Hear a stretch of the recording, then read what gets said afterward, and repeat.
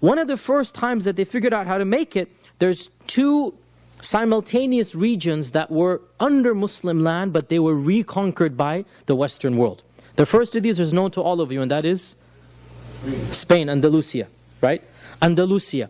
It's called the Reconquista. The Reconquista is the reconquering. The Reconquista began in 1086.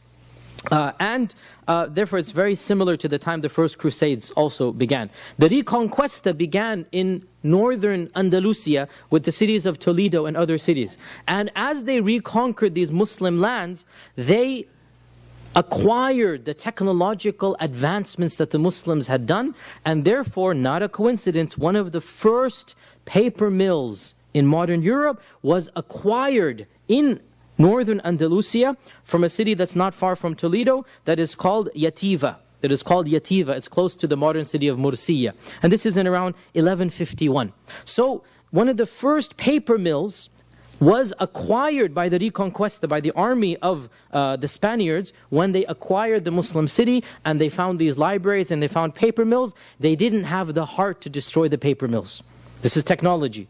And so they let the paper mills remain, and it is also a historic fact that every time they conquered cities, they forced all the Muslims to leave or they killed them, but they always kept a handful of Muslims, those who knew the trades.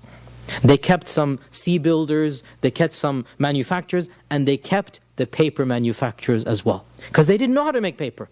So of the few families that were forced to remain and work under slave labor conditions, they were spared their lives and their property for a generation. Then they killed them anyway, or they called them to exile. But for a generation or two, a few Muslim families were spared. And of those Muslim professions who were spared were paper manufacturers, because the Christians didn't know how to make paper. This is the first area that was reconquered by Europe, by Christians. And to this day, of course, it is has been lost by the Muslim lands.